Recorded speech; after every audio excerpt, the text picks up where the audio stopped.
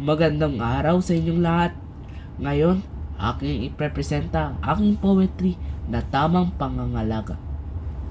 Nakakita na ba kayo ng bata? Napansin niyo man lang ba kung ang ugali mali o tama? Ang problema ngayon sa ating bayang tinubuan ay ang mga batang walang galang at tawa sa kanilang magulang na pinagmulan. O kaya naman, magulang ang nagturo sa mga ugaling ito. Bakit pa rin ito itinuturo ng kanilang magulang sa kanilang anak na walang alam kung ano ang tama o mali sa tao? Puno ng kahirapan sa ating bayan, bakit pa rin ito itinuturo? Bakit pa rin ito itinuturo kung ito ay sigurado? Siguradong hihirap ang inyong kinagagalingan. Ngunit, sino nga ba ang dapat sisihin sa ganitong kalagayan? Ang mga magulang ba na nagkulang sa pagtuturo ng tama o ang lipunan na puno ng kahirapan at kawalan ng pag-asa? Ito ba talaga ang rason? O kaya naman lipunan ang mismong nagpalaganap dito? Bakit ang bata ay nagiging biktima ng maling pagturo at pagpapalaki? Kailangan natin magising at magtulungan upang ang mga bata ay matuto ng tama at magandang asal. Kailangan natin sila bigyan ng pag-asa at oportunidad upang sila ay lumaki ng may respeto at pagmamahal sa kapwa.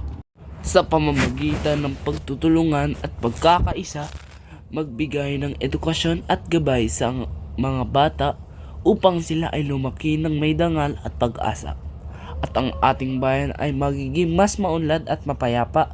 Kailangan natin magturo ng tama at magandang asal sa mga bata at sa mga magulang na nagkulang upang ang ating bayan ay maging mas maayos at matiwasay. At ang mga bata ay lalaki ng may respeto at pagmamahal sa kapwa. Sa ating bayan, kailangan nating magbago upang ang mga bata ay may matuto ng tama at magandang asal. Sa pamamagitan ng pagtutulungan at pagmamahal, ang ating bayan ay magiging mas maunlad at magalang. Hindi sapat ang salita kung wala namang gawa. Ang kilos ng matanda sa bata ay siyang nakakahawa.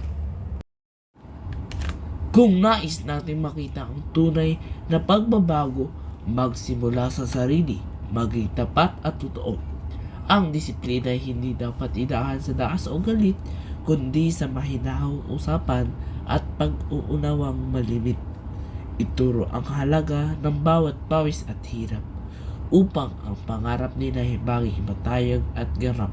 Huwag hayaang ang teknolohiya ang maging yaya at ang mga gadget ang magdikta ng kanilang ligaya.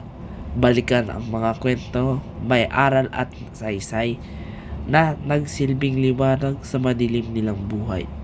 Kaya't sa bawat tahanan, pag-ibig ang itanim upang anihin natin ay bunga ng kabutihan sa dilim. Ang mga batay may gabay, may takot sa may kapal, ay kayamanang higit pa sa ginto at dangal.